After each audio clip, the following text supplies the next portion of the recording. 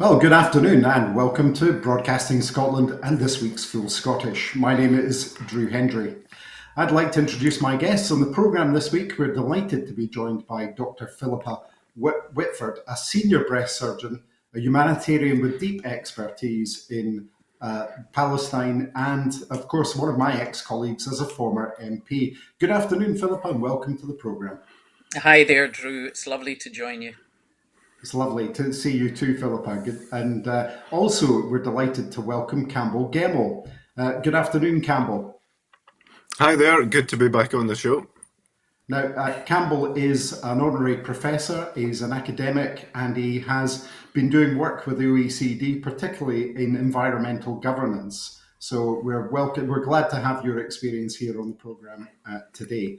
To start with, we'll begin with the Middle East update. At least 68,116 Palestinians have been killed and 170,200 wounded in Gaza since the 7th of October 2023. That's including 38 killed and 143 wounded in Israeli violations of the October 11th ceasefire. The death toll will continue to rise as bodies are recovered from the rubble of Gaza, which has been left a wasteland. And recovery operations are hampered by the risk from unexploded Israeli munitions. As Israeli settlers and the IDF continue to carry out attacks in the West Bank, it's questionable if the Israeli government is serious about peace and indeed a two-state solution.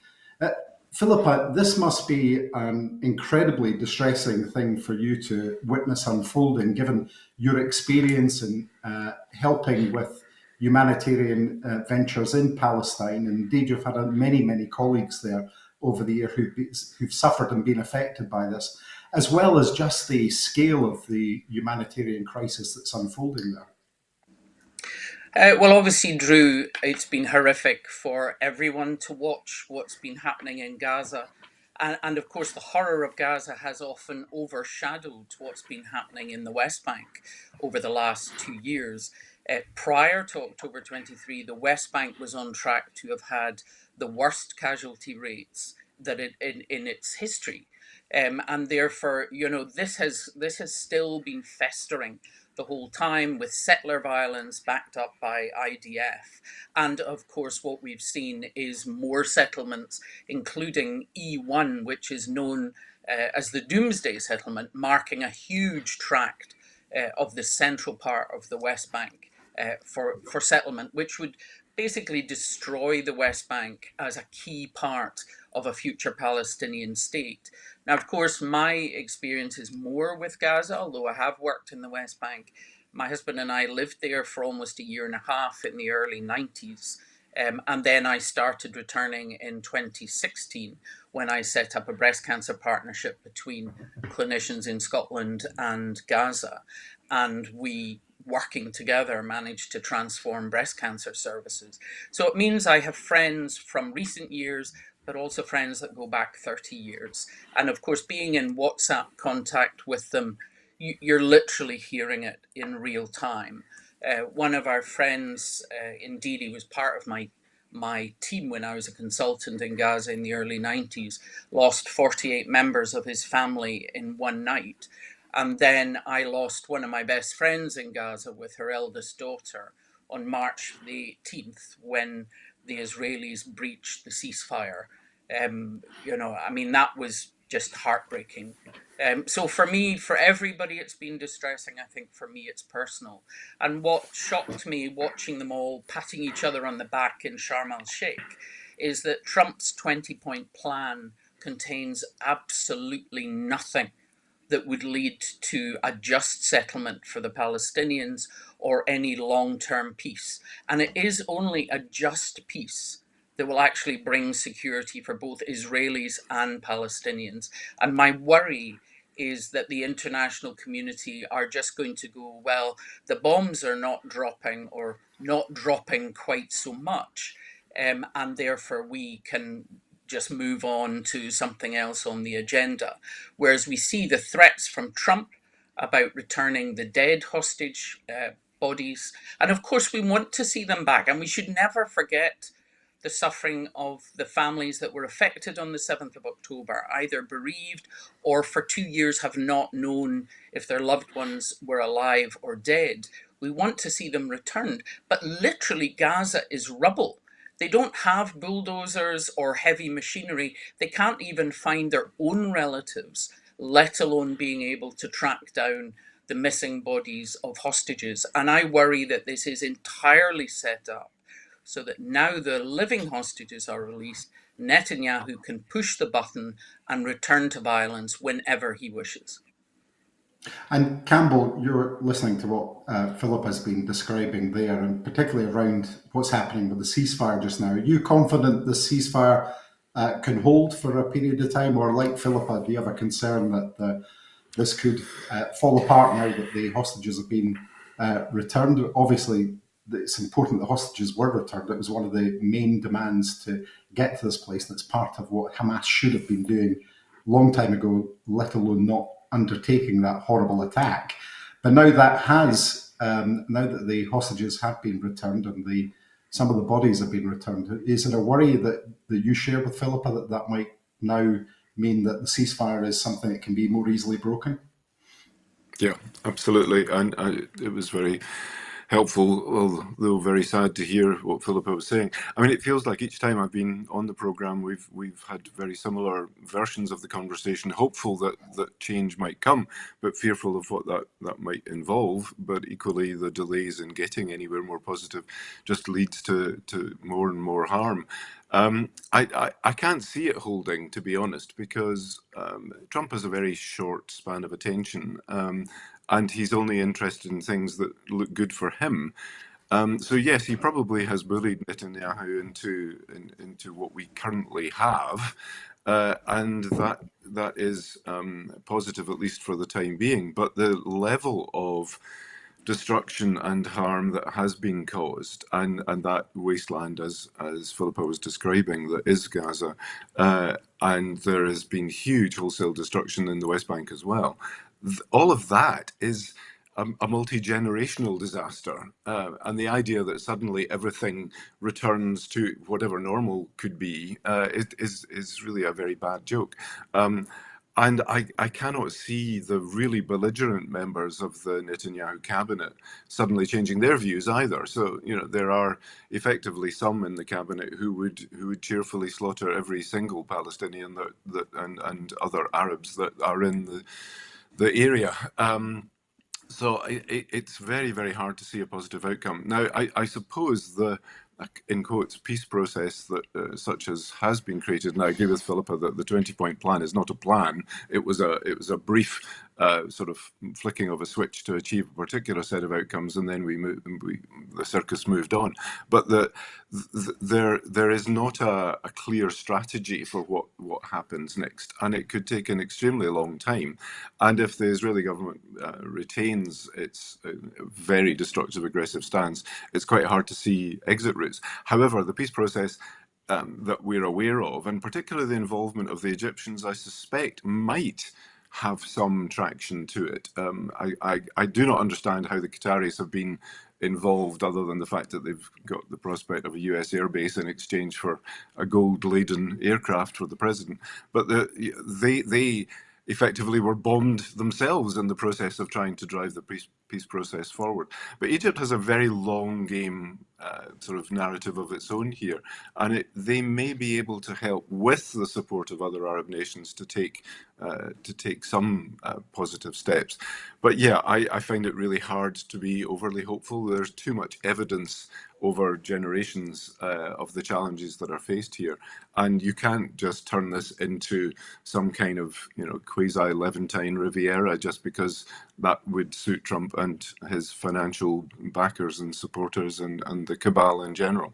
I am not hopeful, but there are strands that might lead us in a more positive direction. But I'm not holding my breath. I think we Philippa, also have to remember, Drew, that it's not in Netanyahu's interest for the war to end. I mean, you mentioned Hamas should have released the hostages early. They offered to release all the civilian hostages right at the start, and that was ignored. And they agreed to what became the January peace deal or ceasefire deal last summer. So it's often been Netanyahu who has found one excuse after another by moving the goalposts to actually try to prolong things, because otherwise he'll be in court, then there'll be an election, and there's no guarantee that he will win and hold on to power. And Philippa, just following up on the fact that there is a ceasefire now, there is aid going in. What will it be like for those aid agencies on the ground just now trying to at least manage some of the situation that's occurred there over the past couple of years, and to try and support people just now? What will that look like, do you think? Well, I mean, the challenge is vast. The total destruction of remaining infrastructure, the need for water, food, sanitation is vast. Obviously, Israel has done everything it can to undermine UNRWA, which is the main aid structure, if you like, for delivering humanitarian aid within the Palestinian territories. But also, all of the international NGOs are threatened with not having registration. I'm a trustee of MAP, Medical Aid for Palestinians, and Israel is demanding that they register, which means they give over all the contact details of every member of staff. They will be put under surveillance of their social media, and any charity that has called out Israel or criticized Israel in the past will not be registered. And that makes it difficult to deliver supplies. It makes it impossible to deliver international staff and medics. And actually on the ground, I mean, even if Qatar and other Arab nations were literally to hand over $1 trillion to rebuild Gaza, the deaths of 1,700 clinical staff, it's not just rebuild a hospital, but the loss of expertise, because so many senior doctors, senior university lecturers were targeted with their families, is there's that huge loss of experience and expertise, and the burden of disability going forward, both the head injuries from sniper fire on children, the highest rate of amputations among children anywhere in the world, and now also the impact on infants of spending their first few years in starvation and malnutrition, that can lead to poor brain development and learning difficulties. So Gaza will face literally decades and decades of burden, even if we had a magic wand to rebuild all the buildings and clear all the rubble next week. And Campbell, just finally on this subject before we move on, the environment that's been left by this invasion, it must just be completely shattered. What will the situation be like in terms of just getting basic resources up and running, like clean water and other services? What will that be like in Gaza just now? I think incredibly difficult. Post war, in almost any setting, it takes at least a decade to reconstruct. And I think the comprehensive nature of the destruction in Gaza probably has parallels with city destruction of somewhere like Dresden. It's sort of equivalent of incremental blanket bombing. But I wanted to make an additional point, which is I saw from the International Journalism Organization that their observations that the biggest single cause of death of journalists in the last 12 months has been Israel. And we found it very, very difficult to get objective, independently verified information on the ground from the entire strip and indeed from other areas in that part of the Middle East because of Israel's blocking of access to journalists. So knowing exactly the state of play is really hard. So there's going to be a period now, subject to what does happen with the IDF and the Israeli government coming back into Gaza, there's going to be a period of actual assessment required to relocate some fundamental infrastructure to see if any of it is salvageable, and then to start the process of reconnecting. But as Philippa said, if you don't have heavy machinery available, it's extremely difficult to get back to a zero. And also there are issues they might seem trivial, but dealing with waste is a phenomenal challenge when there are huge amounts of concrete and steel and various other materials that will also have to be processed and dealt with. So this is a massive challenge, and it would require that sort of integrated multinational UN coordinated program. And that would require months of initial assessment and basic clearance, and then years of well-planned, well-executed construction to get things like simple water supply, sewage works, get back into a position where electronic and other communications are feasible, both road transport and electricity and gas, etc. It's a massive task, and it will be a huge challenge for whoever is actually able to try and intervene to start that. But I would say it would require a full decade to make it work under good circumstances.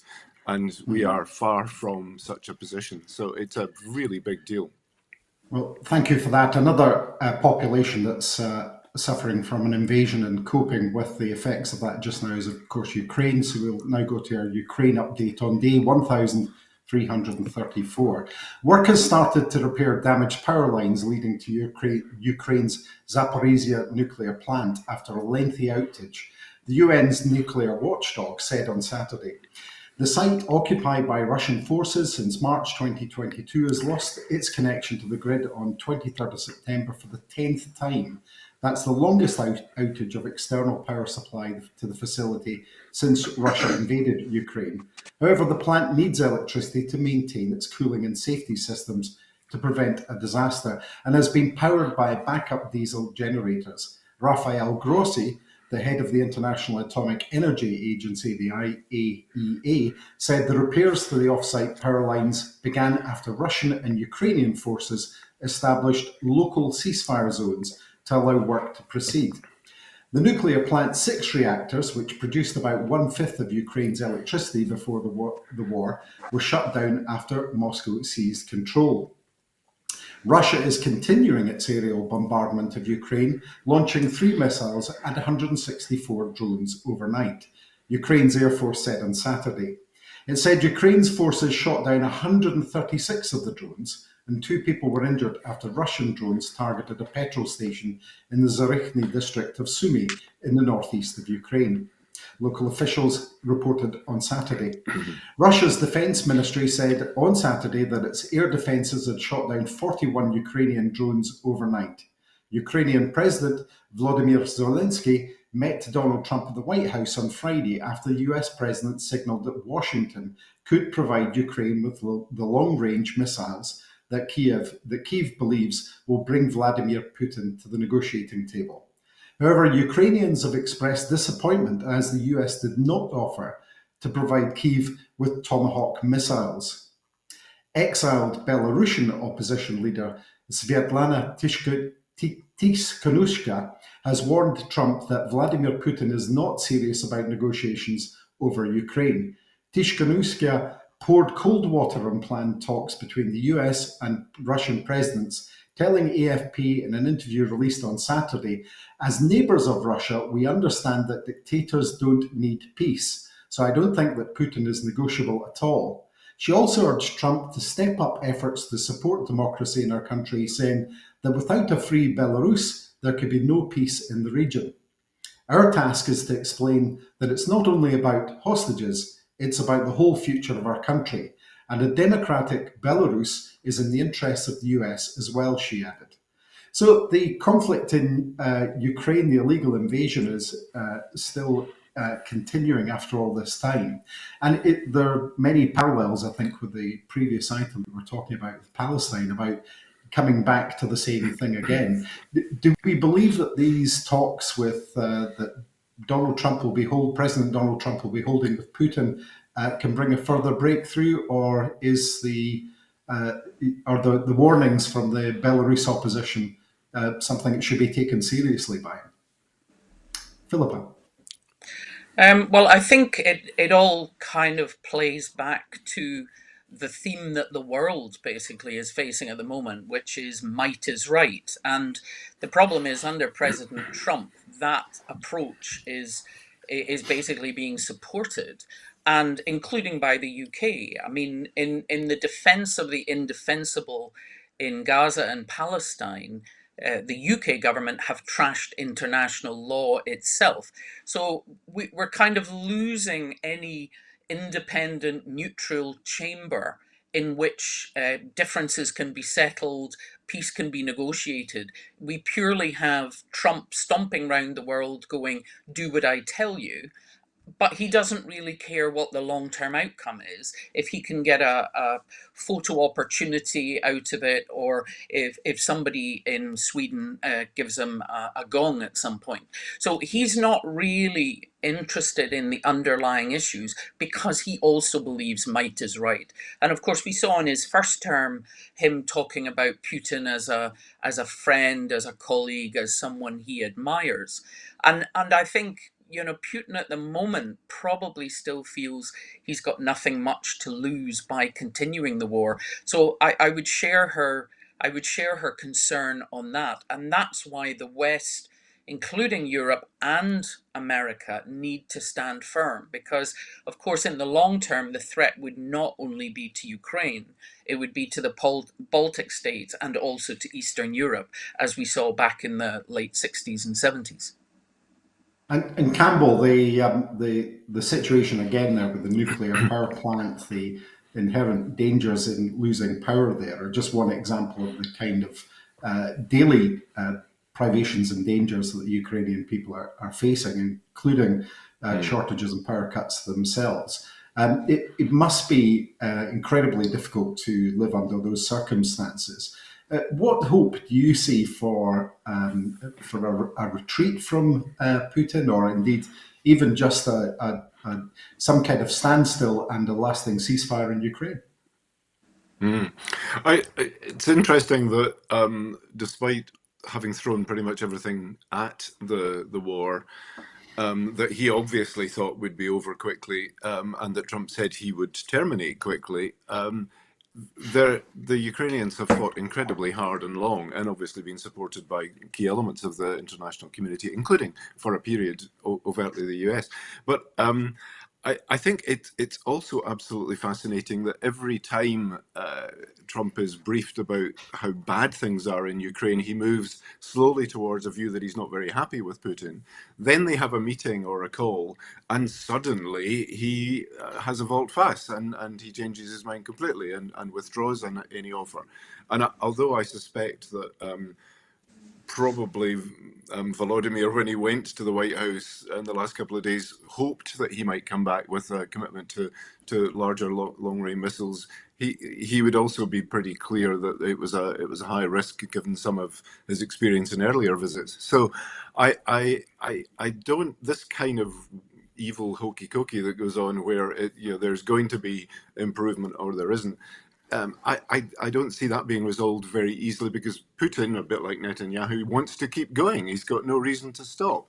And Trump might threaten a little bit of leverage, but I think Putin has a very much stronger lever with which to wedge or beat Trump. And I have no idea how dark that might prove to be in the longer run. Mm-hmm. Both of them may up in due course, but it's quite a long way away. But so, short answer to your question, no, I don't see this changing that much. I think Europe has significantly raised its game in terms of financial and weaponry and political support, and that's been really helpful and has allowed, I think, Ukraine to hold the line and to make some critical advances. But this is as we go into winter, it probably becomes a more serious war of attrition.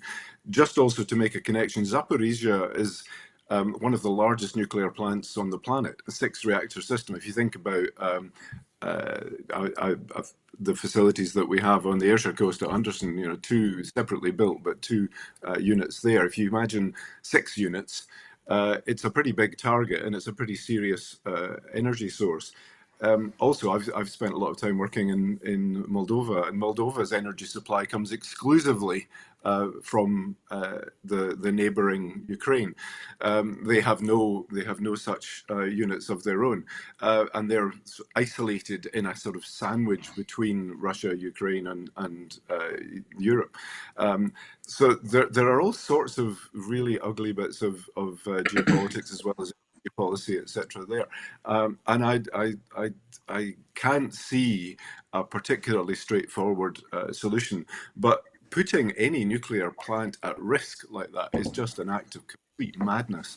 And I hope that that sort of little enclave that they have created will allow it to be protected for a while, because they need basic energy and water to keep that plant safe. It would be a completely mad act to jeopardize that any further. Well, thank you for that. Well, let's change tack completely now and talk about something a little bit closer to home. And if I recite this for you, Philippa, perhaps you can guess the subject we're going to talk about. A king can mak a belted knight, a marquis, duke, and all that, but an honest man's aboon his might, good faith he mauna for all that. For all that and all that, their dignities and all that, the pith o' sense and pride o' worth are higher rank than all that. When it comes to royalty, Burns said it better. What are your thoughts on the current situation with the revelations particularly about Prince Andrew? As an Ayrshire MP who normally is on the Burns tour at the beginning of every year, well done on reciting that.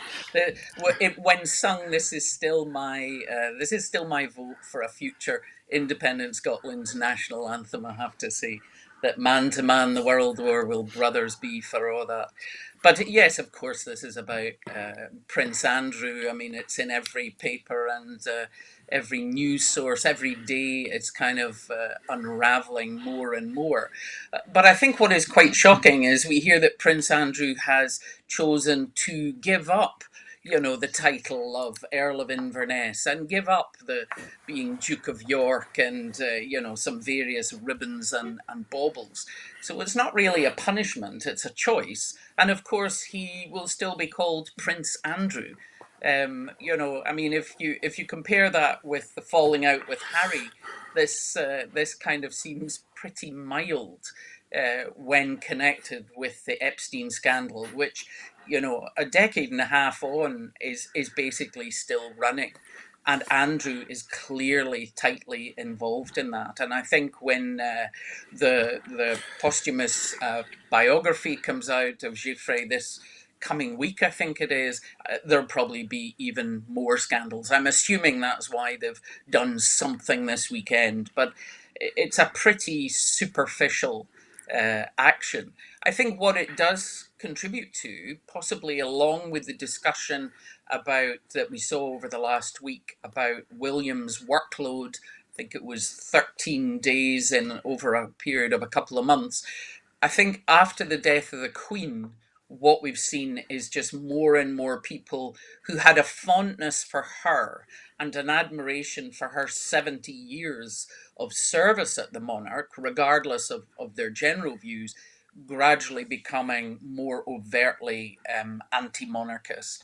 And I think the royal family is in trouble from top to bottom, to be honest.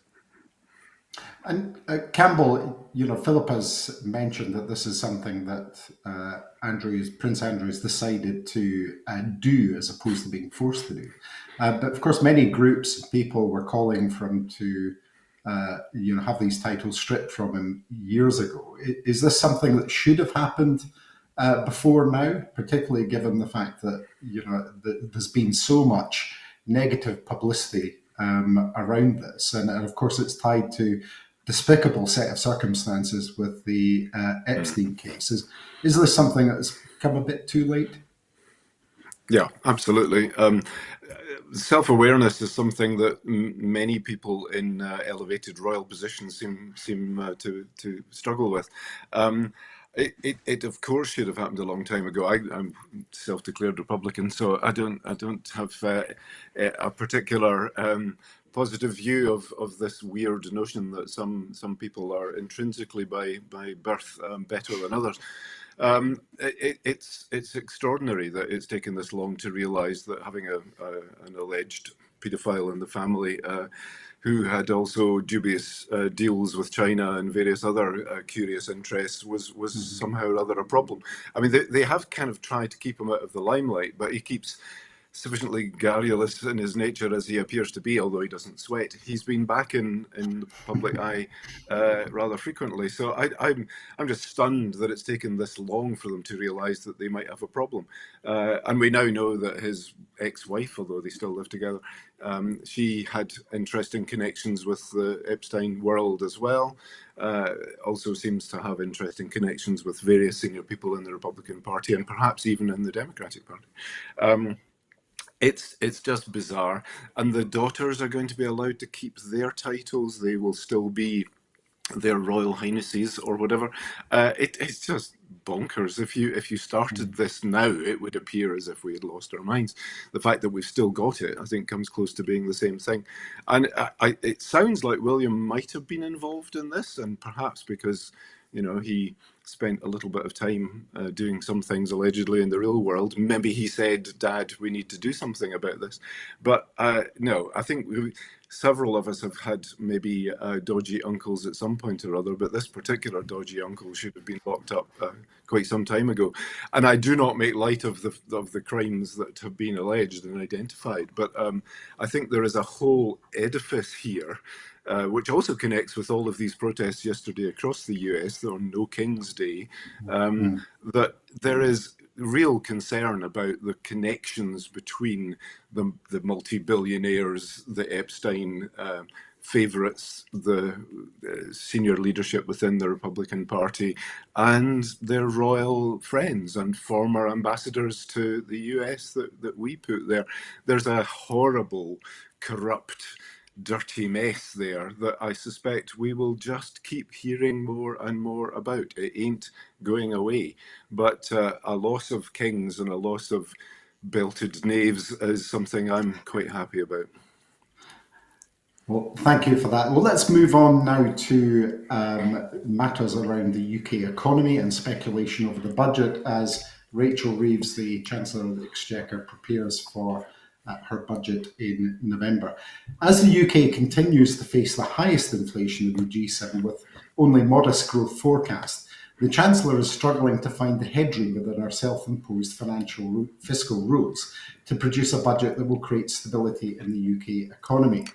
And as speculation and kite-flying rumours appear in the press every day about spending cuts and tax rises, what is the likelihood of any UK economic recovery? Campbell, what do you see? Where do you see the UK economy going? And as I've just asked there, where does the UK economic recovery come from? A brief period when I left academia, first of all in Oxford, I was reprogrammed as an economist to join the Scottish Development Agency, but I would never claim to be an economist. Where is the UK economy going? It's not going well, and she set herself some interesting challenges that are very, very hard to address. There's too much of a negative theme perhaps today, but it's perhaps also unavoidable given the context we're operating in. I am seriously concerned that, as usual, Scotland doesn't really have a particular say in what happens here, although suffers the consequences. I think we're going to talk a bit later about the Scottish Government's involvement in supporting various development projects in Africa. And one of my reactions when I was being reprogrammed as an economist was this constant obsession with growth as opposed to development. And when you're talking about development, you're talking about distribution, you're talking about growing the facilities and the opportunities and the way in which a system functions, not just for the benefit of the top 1%, but for the benefit of the overwhelming majority of society. And the UK government, by sort of echoing or emulating or copying the previous craziness of the Tory administrations, has got itself into a right old fankle, because it's calling itself Labour, but it's behaving as if it were a right-wing sort of neoclassical economic cabal again. So I don't see how they get this straightened up. The level of borrowing that we're currently saddled with is absolutely horrendous. And again, there's no particular strategy for addressing that. I don't see a sensible controlling mind. And frankly, if you've got somebody who used to work in a relatively minor role connected between the UK Treasury and a banking house, they're not necessarily the people I would like to see in charge of the strategic direction of the UK.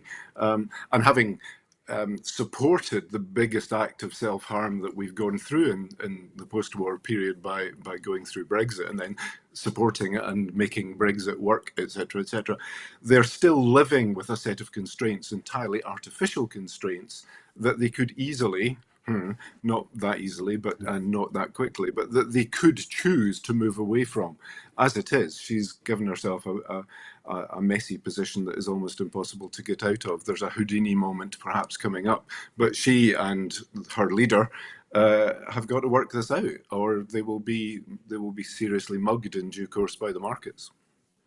And Philippa, do you think that those self-imposed fiscal rules, the situation about having to support particularly a right-wing type of agenda in terms of the situation over the EU, do you think those things are hampering the ability of the Chancellor to actually look for growth in the UK? Oh, not a doubt. I mean, making Brexit work is probably the biggest nonsensical fairy tale any of us have heard in adulthood, and also saddling themselves with Tory fiscal rules.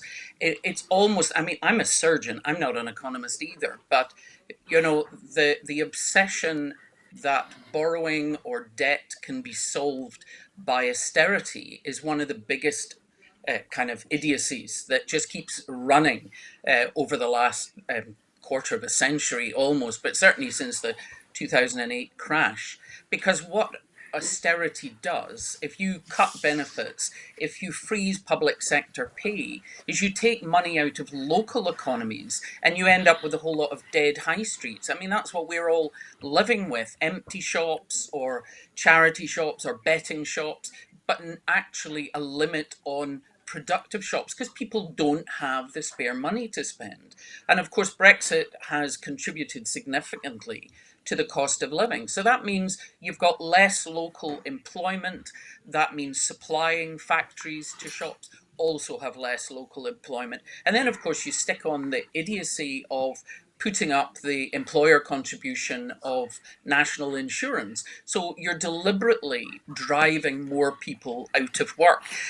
So it's almost as if she looks at every thread individually instead of taking a holistic approach. And of course, as Campbell says, I mean, the obsession with GDP growth, I mean, at the macro level, we're just going to burn the planet if we think we can just keep growing and growing and consuming and consuming.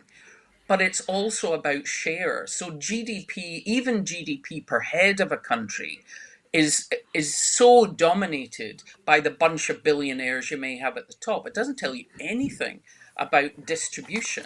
And, the UK is the sixth most unequal country in the OECD.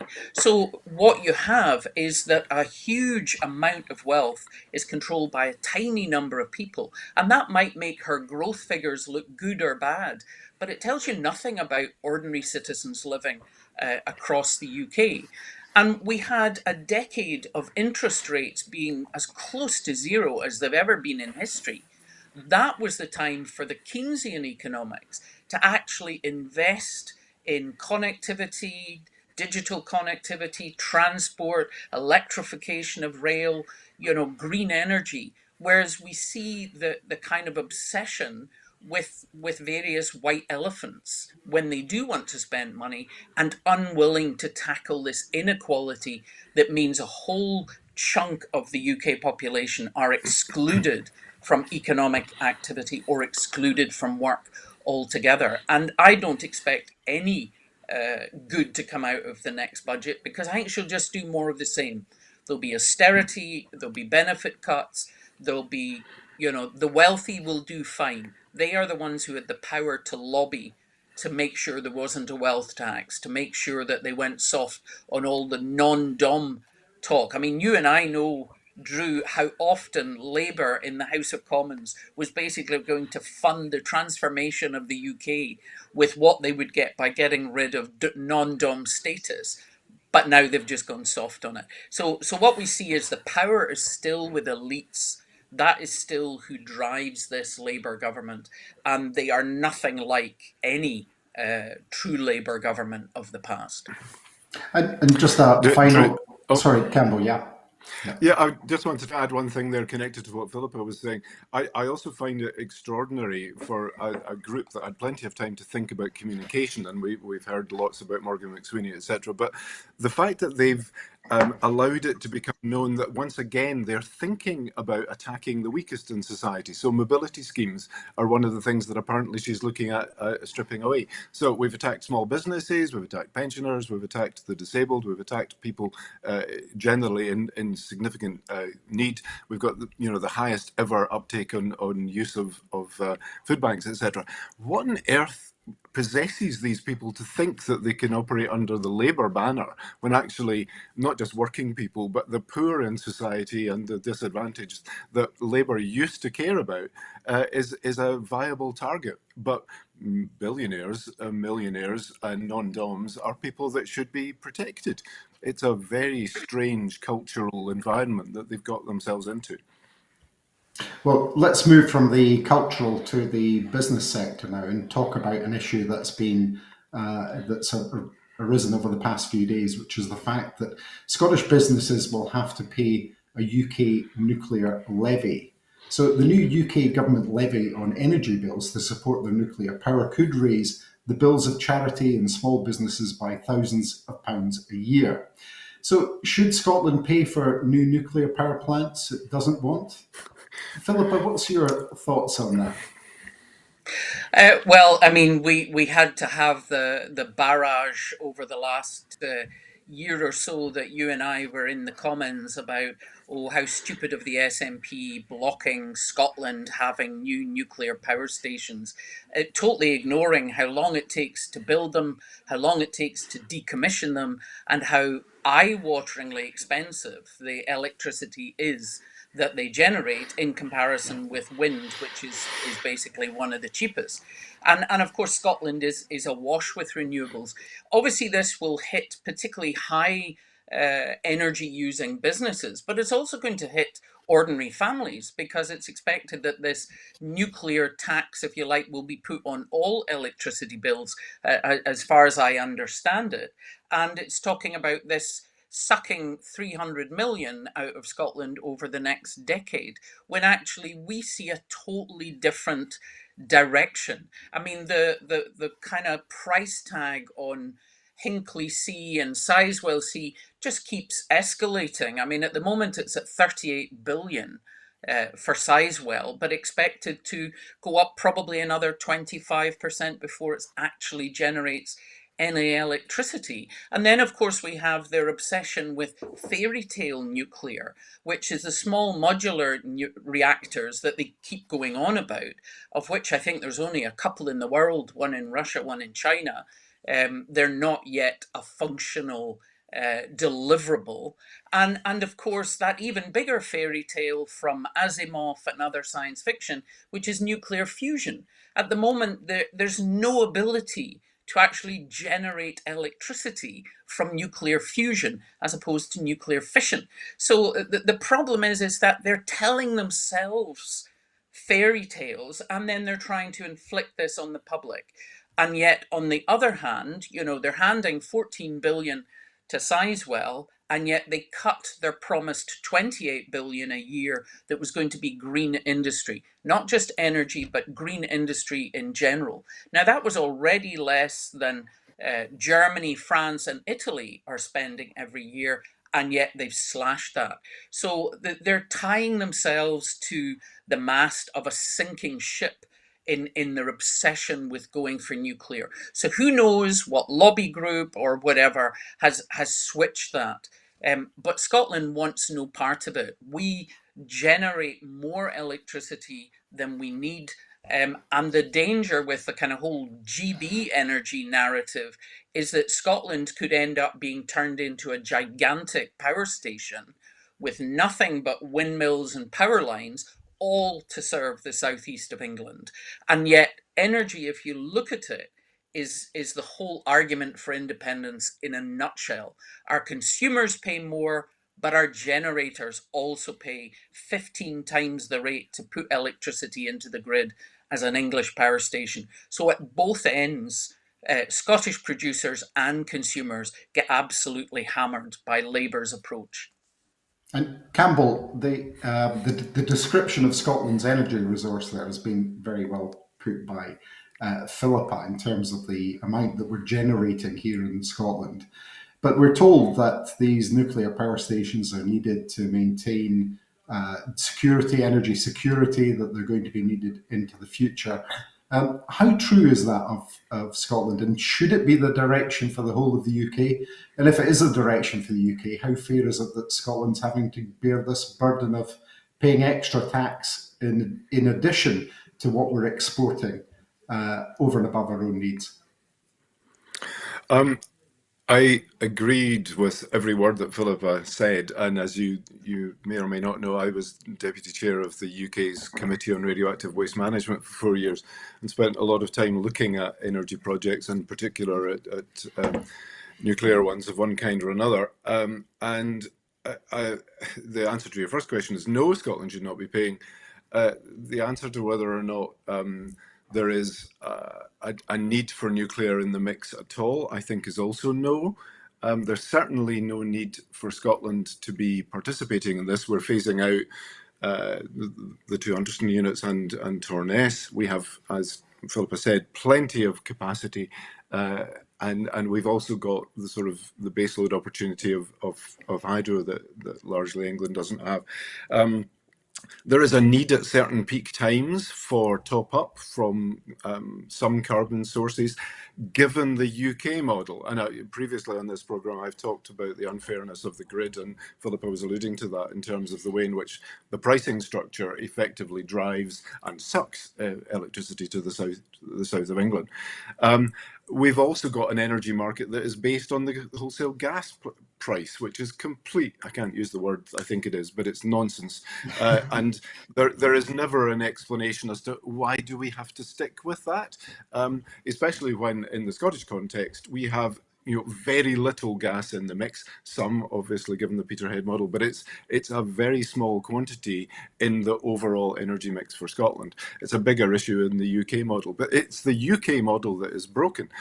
This proposal, which is being rolled out as of the 1st of November, still doesn't have that much flesh on the bones.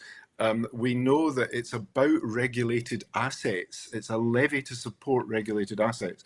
And the 2022 bill, which was a Tory bill, taking Tory policy forward, and again, of course, Labour has just followed it up. It's based on facilitating all nuclear, but first of all, the priority is to fund Sizewell C. As a committee member, I visited Sizewell C and we went through the costings, and as Philippa said, it had a kind of 30 billion plus 20 billion question mark. And given the performance on HS2 and pretty much every other major physical infrastructure project that has been developed, especially in England, it will balloon out of all proportion over time, and it will take considerably longer, and it will deeply miss any of the climate targets at 30, 35 and 50. So what on earth are we playing at? I find it really hard to listen to the Energy Secretary without shouting loudly at the screen. They have got themselves throttled to a policy environment that they could and should change with mythical beasts, whether large or small nuclear plants. They are not needed. They are certainly not needed in the Scottish context. So I find the whole narrative completely bonkers. And one of the bits I loved when I was looking through the sort of press releases and some of the supporting documents was that the estimate is that over the first 10 years of the levy, at least half of which is actually on administration, not actually on energy price adjustment, it will save £30 billion per project. Now, if a project's supposed to only cost 30 billion, although we estimate that now that it will probably cost over 50 billion, that 30 billion is going to save it. The fag packet with the pencil on it just has my head hurting. So we need none of this nonsense, especially because there has not yet been a full life cycle analysis cost of nuclear plants within the UK. So we are still getting concrete out of Chapel Cross. We are still dealing with intermediate level waste and low level waste. Thankfully, most of it goes to England, haha. But actually, we don't really want to have these amateur solutions to very big problems when the risks are unknown, unmanaged, and thus far extraordinarily expensive by comparison with, say, extra hydro, extra battery storage, a rethink of the grid, particularly local grids within Scotland, which would transform the way in which our energy markets could be operated. It is an absolute shambles, and it's a travesty that any businesses and subsequently households in Scotland should be paying for this nonsense. I And think Philippa, it's just also bizarre, Drew, that, if you go back to the invasion of Ukraine, which is always used as the excuse for this, the UK only had a 4% exposure to Russian gas at that time. I mean, that is literally nominal. But what we have, exactly as Campbell said, is that the price of electricity is bizarrely set by the highest price of gas, even though wind, which makes up most of our electricity supply, isn't any more expensive. And investing in the grid, including things like undergrounding cable and using direct current transport rather than covering Scotland in pylons, would be much more acceptable to local populations. And that's really where the investment should be. And as Scotland spokesperson in 2023, I kept raising the need to invest in pump storage hydro, which obviously gives us that backup that Campbell says we need when we have peak demand. It's also overlooked the potential of tidal, of giving us baseload, because we know exactly when the tides are to the minute. You get two of course. shifts per tide, two tides a day, and the only time they're not generating is during two slacks a day. So actually they generate for electricity for more of the time than they don't, and it's utterly predictable. And having that mix of renewable, including serious investment in pump storage hydro, gives you that security. Handing more things to private companies, what we saw, whether it's oil or gas, they can sell it where they like. They don't have any commitment to provide that energy to the UK, and that is in all of the contracts and all of the private models. Well, we've run out of time on that item, I'm afraid, but let's move to Scotland's First Minister, who's been visiting Zambia and Malawi to mark 20 years of supporting partner countries and to highlight the importance of international development. So, again, coming back to you, Philippa, how important are these visits? How important are these relationships that are being maintained by the Scottish Government? And obviously, I think we should acknowledge that this isn't something that was started up necessarily by the SNP government. These programmes have been running through the previous Scottish executive under Labour and the Lib Dems as well. How important is it that we are maintaining these links? I think it's vital. I mean, I think independence supporters, and indeed many people who don't support independence, want to see Scotland playing its part in the world. When I lived in Gaza, the small independent country that led the peace process of the early 90s was Norway. So we should never overlook the ability of countries like Iceland, Finland, or an independent Scotland to be a force for good. And I particularly like the fact that Scotland partners with Zambia, Malawi, Rwanda. So with countries where we have history, of colonialism, history of missionaries, whatever way you look at it. And I think if actually the countries of the world would connect with countries or adopt countries that they have history with for good or ill in the past, what you could have is that closer relationship. So the Scottish government are involved with the Malawi government in democracy development, system thinking, education, healthcare, and of course what we have, and I remember this being commended by a Tory minister at Westminster, the partnerships between schools that helps our young people actually open their eyes on the world. What we've heard the First Minister talk about particularly is some of that funding going to projects that support women and girls. And I think that is vital in projects in sub-Saharan Africa where gender discrimination is still baked in politically, culturally, within communities. And actually, if you start to make women stronger, you strengthen families and communities. And if you start to back girls, you're starting to back a future for these communities. And Campbell, Philippa was just talking about some of the benefits of undertaking this kind of activities. Are there longer-term hidden benefits that occur when you do this kind of outreach, when you do this kind of support between developed nations and nations that are still, in some way, developing into the 21st century? Yeah, I think so. I mean, for me, it's part of a kind of global solidarity action. I think it's part of a civilized society, and it relates, of course, to Trump's deboning of US aid, which I think it was tragic and is having very significant long-term consequences in terms of capacity building and cultural change, etc. But I think, I mean, as is the case with academic exchanges and the old Erasmus program and various activities that essentially open people's minds to other cultures and experiences, bringing students here, taking our students to other countries, working with church groups and working with schools and colleges within other countries, particularly here in East Africa.